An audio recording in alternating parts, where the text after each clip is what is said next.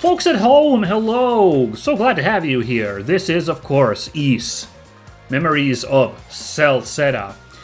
Still progressing through the Ashen Forest here from last time. It is impressive in its scope, this area, as I've mentioned.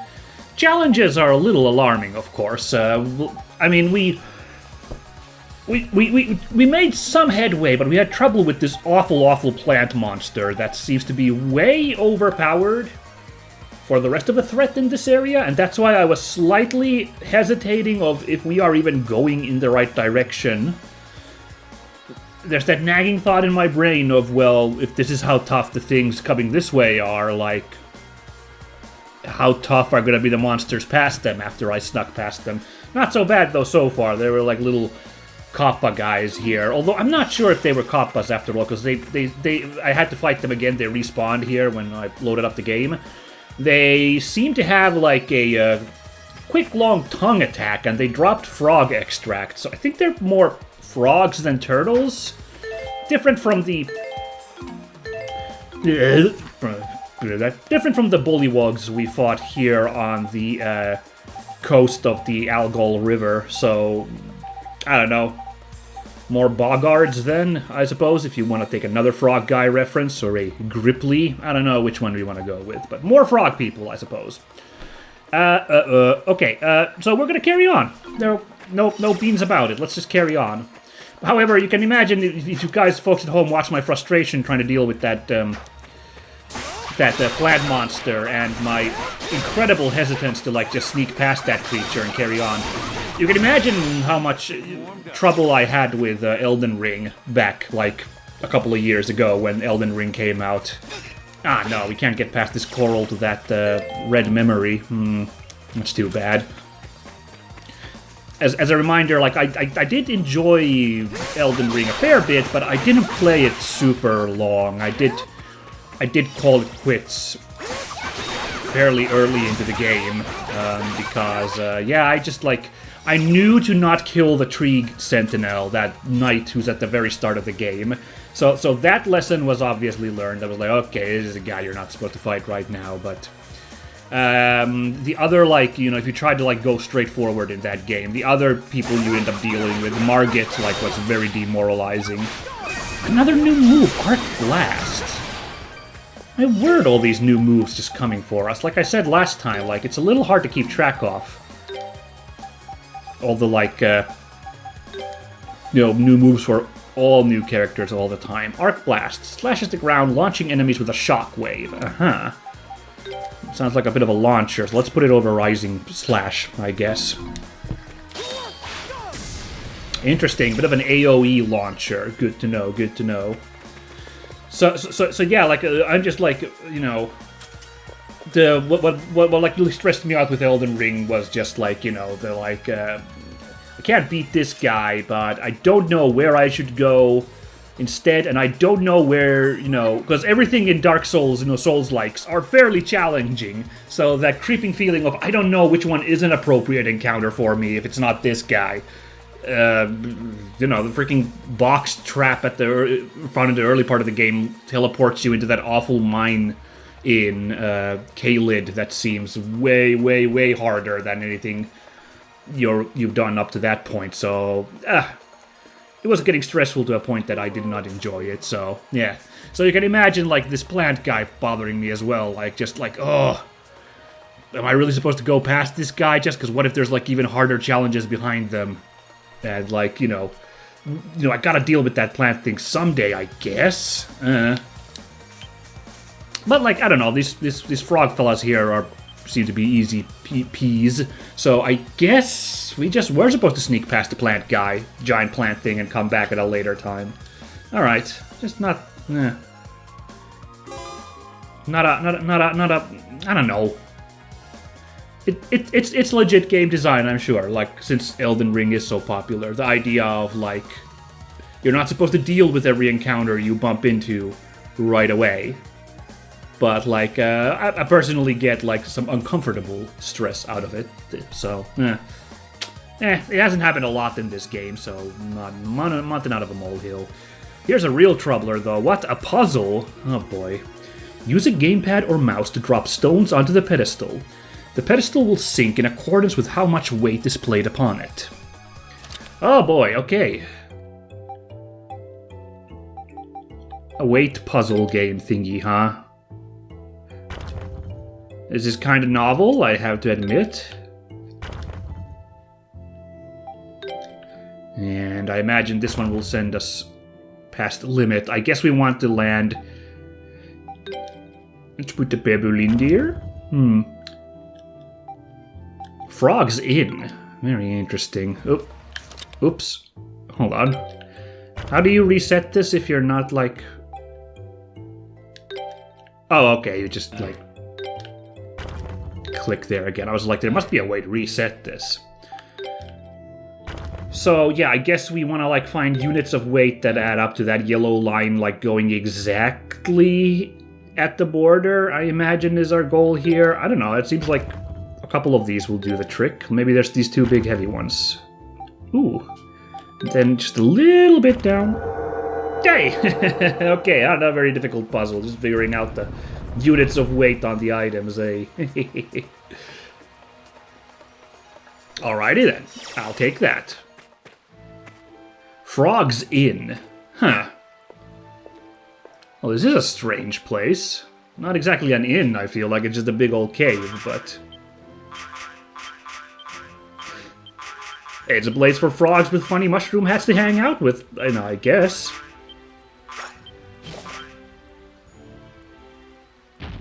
Oh, geez. I guess we're not gonna have an amicable encounter in here. That... No? Can't talk this out, sir, ma'am. Ribbi-Roi, the master of the grotto. That's a really funny name for this frog monster. Ribbi-Roi. But... Okay, look, come on, you others. I can't do all the work here. Come here. Where am I?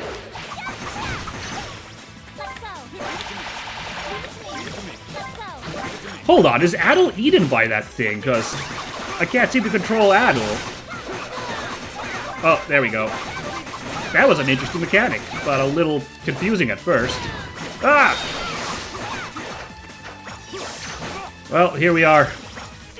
Eat it again. Let's see if we can get this big lad to spit him out.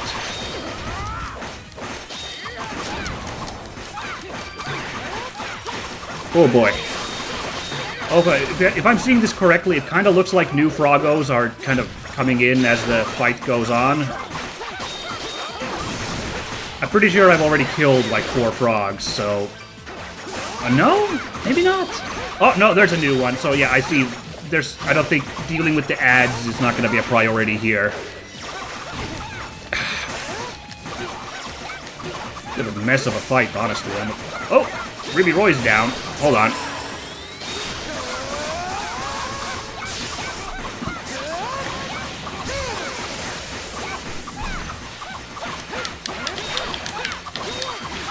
Come on, Arc Blast. Ooh, got a nice skill finish on him.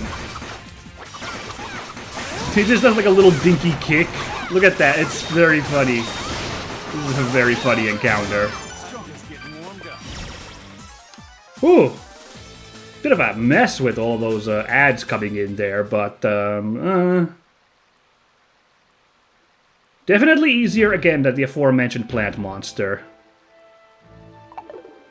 Okay, so these were like comedy enemy guys, because they didn't just die after that fight. Alright, I can dig it. Beast King's Claws, eh? Is that a new weapon for, oh, no, it is not. I was about to say, is that a new weapon for our guy Duran there? Apparently not. Beast King's Claws. When equipped, a powerful tackle can be used with... Can be used to destroy brittle walls and rocks. Aha! Alrighty then, and they specifically show the corals there. Okie dokie then. So not a new weapon for Duran. I take it. Well, I'd hope not. We just bought the Belial Claw, I'm pretty sure. Isn't that the thing we got from Danan? There it is. Beast King's Claws. Destroy certain obstacles with the circle button. I should also teleport back to Highland to check, like, if this can be upgraded with the upgrade facilities there. Oh, cute. We can talk to these fellas. What? Whoa. What is up with the Nordic runes? That's kind of ominous. Speaking of freaking Nordics, last time I was talking about these 10 Nordics, apparently they were already hinting for that installment all the way back here with these.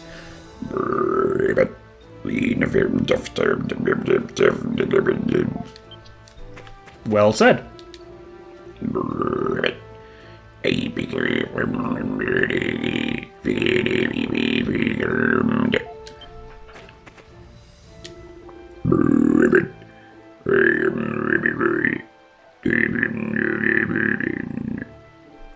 Hold on, I can almost make out that first one. I am Ribbi-Roi, I'm pretty sure it just says there.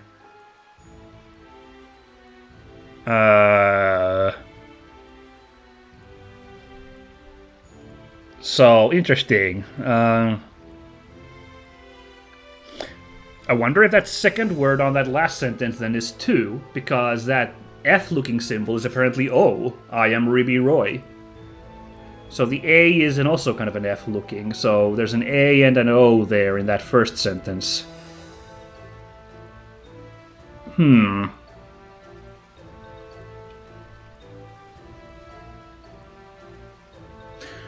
the thing that looks like a normal M there is probably a... That's probably a...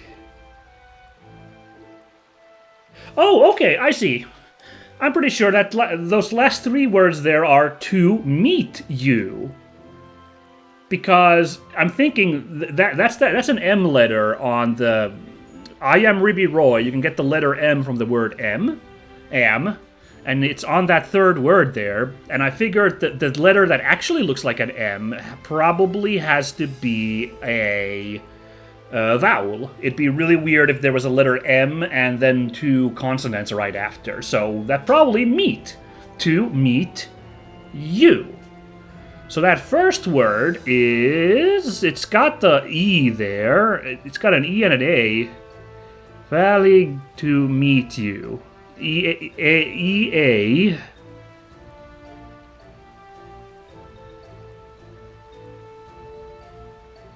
Huh. Fascinating. Very interesting. There's like a little cipher going on here. I kind of like that. I might, under normal occasions, if I wasn't recording this, I might take the time to figure out what this cipher is, but yeah, it's kind of fun. I'm trying to just like think about what that first word there could be, because to meet you... I got the to meet you there, and I figured out all the letters from there, so... Like, but the only ones that I know in that first word are A and E. Yeah. Third letter is E, fourth letter is A, and then the sixth letter is E. I'm thinking like, pleased to meet you. That's the word, of course. I was trying to think of what's the to meet you. What would you have a 7-letter word? Pleased to meet you. Right. So L is actually easy. L is just like upside down like that. Pleased to meet you. Interesting. Can we figure out what this guy was saying?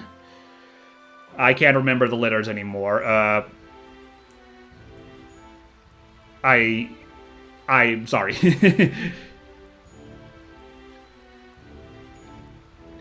Yet is the fourth word there in that second sentence. Something yet. I'm pretty sure that's yet.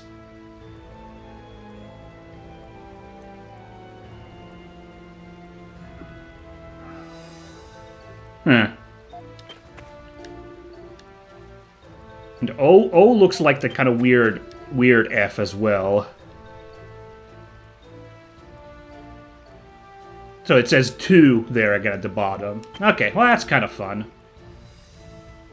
well, I can actually, now I can kind of make out what that first sentence is. I will remember this, I'm pretty sure is what that says. Huh. And I think I will forget is that last sentence's last 3 words. I will remember this, I will forget, I think. Huh. Man, it's funny, like, this I am Ribbi-Roi here is what kind of, like, broke the cipher, just, like, helping me figure out what the hell they're saying. That was a weird auspice there.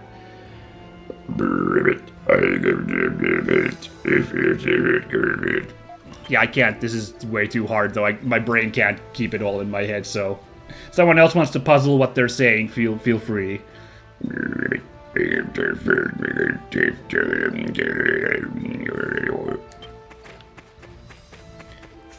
No, sorry, can we, like, get these stuffs from these guys' house? Are they not gonna get mad at us if we... That's the wrong item. That's not for swimming.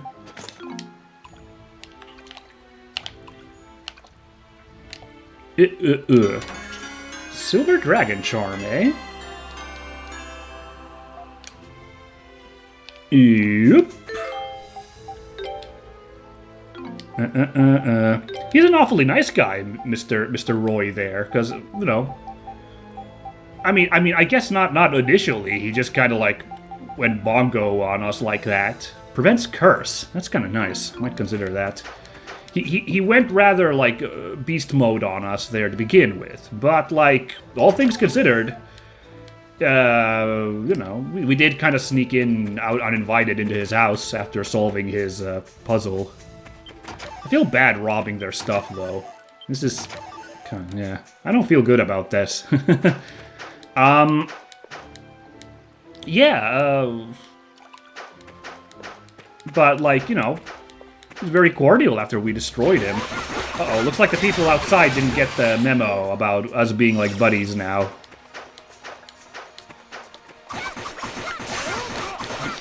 Ugh, these frogs with this tongue tech. Hey, should I swap in some party members after doing a boss fight there? Let's see, who's... Everyone's nice in level 34, though, so I don't know, but, like, maybe we'll... You know, we've had this crew for a minute, so... I don't know. Swap in this crew instead? Well, let's see, there's that launcher. That's just a regular spin-a-rooney.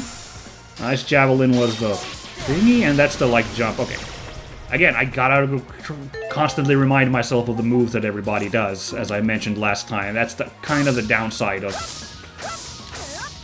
And that's kind of cool, actually. A little shoulder check. I like that. Oh, that actually does damage to them, too. That's pretty neat. But not super useful. Wow, that coquetous drive blows up. Oh, right, yeah. Maybe I should have waited until doing this before swapping in the party, but okay. Adol, buddy, let's find out what's going on in here.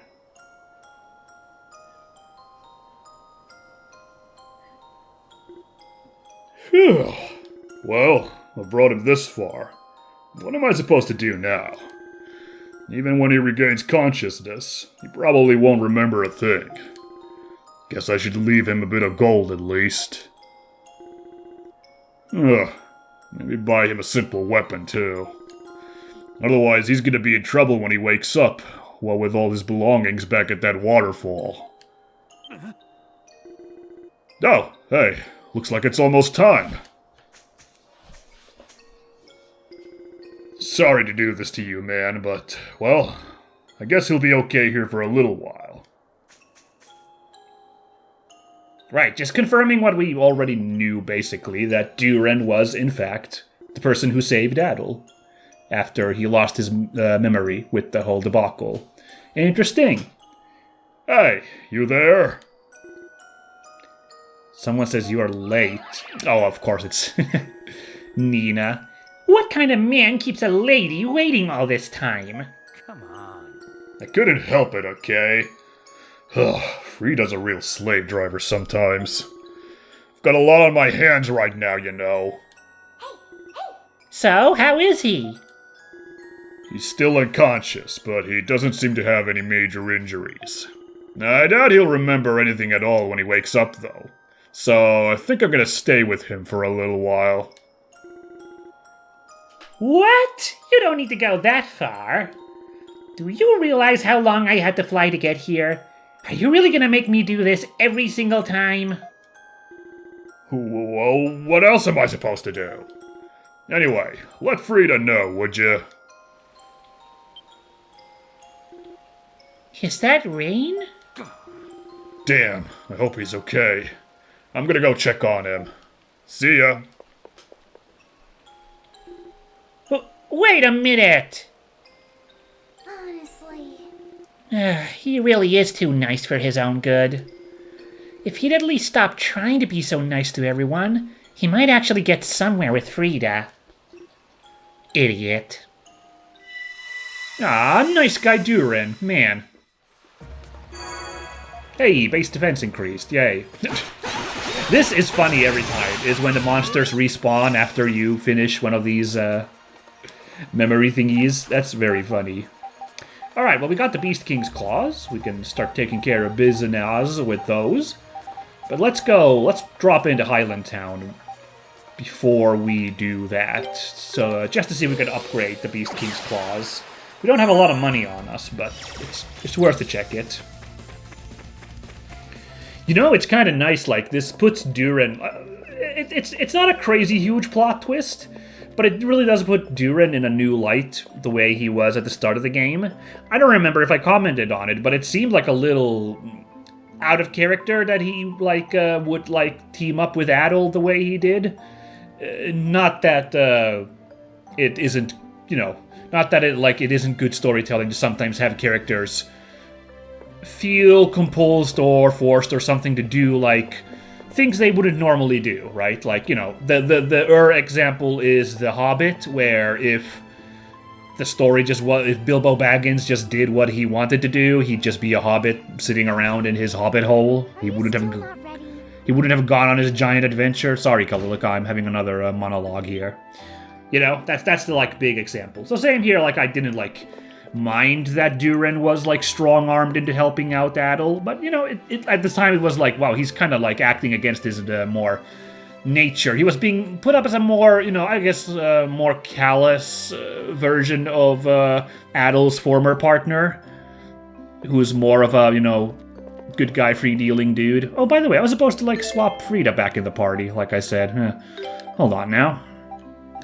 Play around with her for a bit. There we go.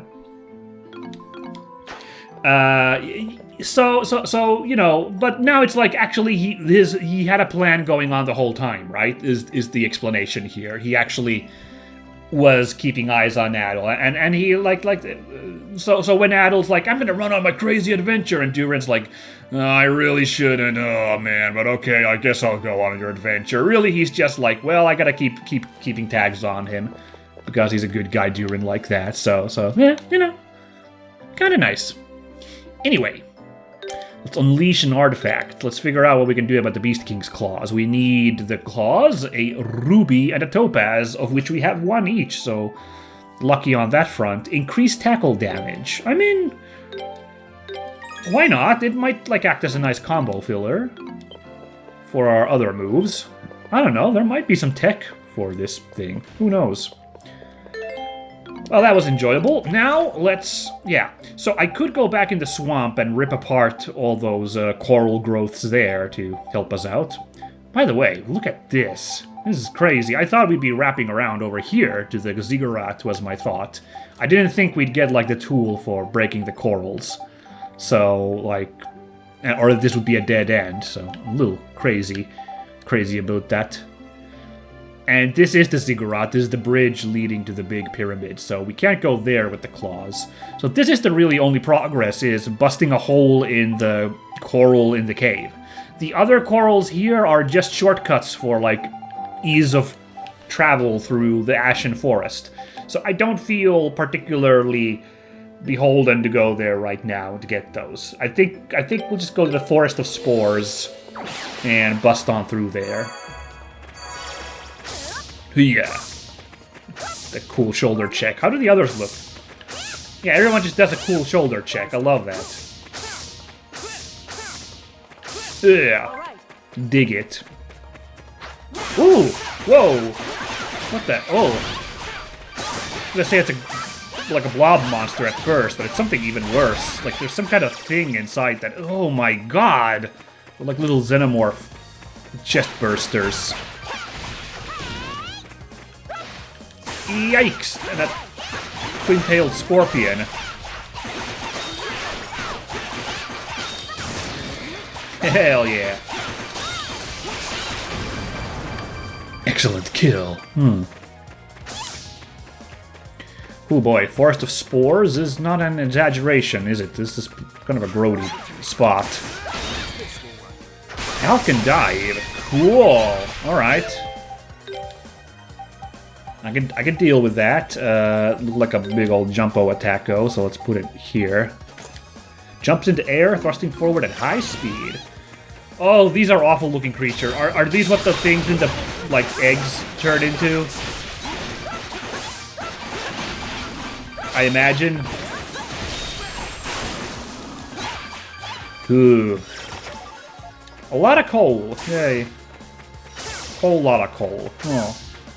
So here's a thought I'd like to elaborate on from last episode where I was being a little stream of consciousness. It happens often, apologies. I was thinking about the uniformity of the areas of this game and how these all seem to match like a great forest. Like it's not going crazy with the area places. And like oh my god, that's another awful looking monster. Yikes. That must be what those egg things grow up into. Ugh. This whole place is kind of nightmarish. Ugh. But yeah, like, I was a bit of a stream of consciousness, and I was a little thinking afterwards, like, do I sound like a crazy person? Do I even have a good point?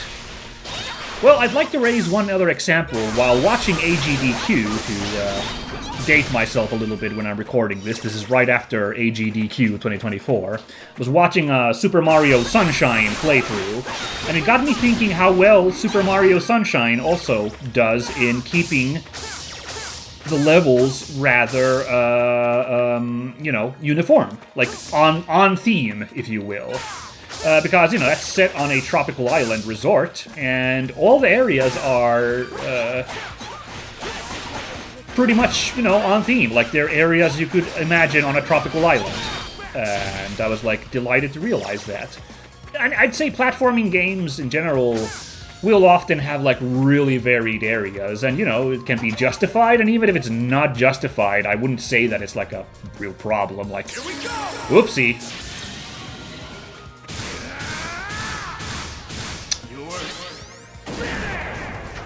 Stunting a little bit. Cool move, but I didn't mean to do that. Was supposed to use the power elixir.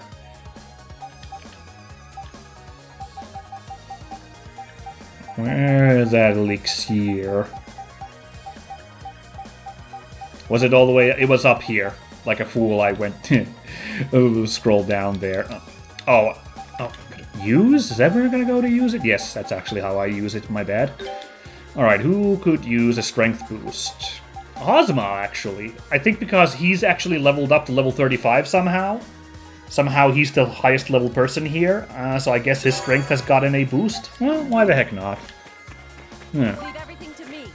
So, like, you know, like, I don't think Donkey Kong Country is a bad game for having, like, kinda, you know, those games having wacky, like, variety in the areas. Like, Donkey Kong Island, being a tropical island, also happens to have, like, a giant snow valley in it, and also other, like, there's both a jungle and a coniferous indoor-looking forest.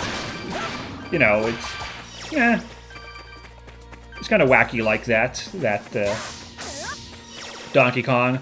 Or also from AGDQ, I was watching Sonic 3, where Angel, you know, or was it Sonic and Knuckles? I think Sonic and Knuckles, because it was Angel Island, was what I was marveling, where they just randomly happens to be a giant Egypt-themed desert on apparently this island. You know, doesn't seems a little unlikely, but like also, you know, it makes for a fun level, you know.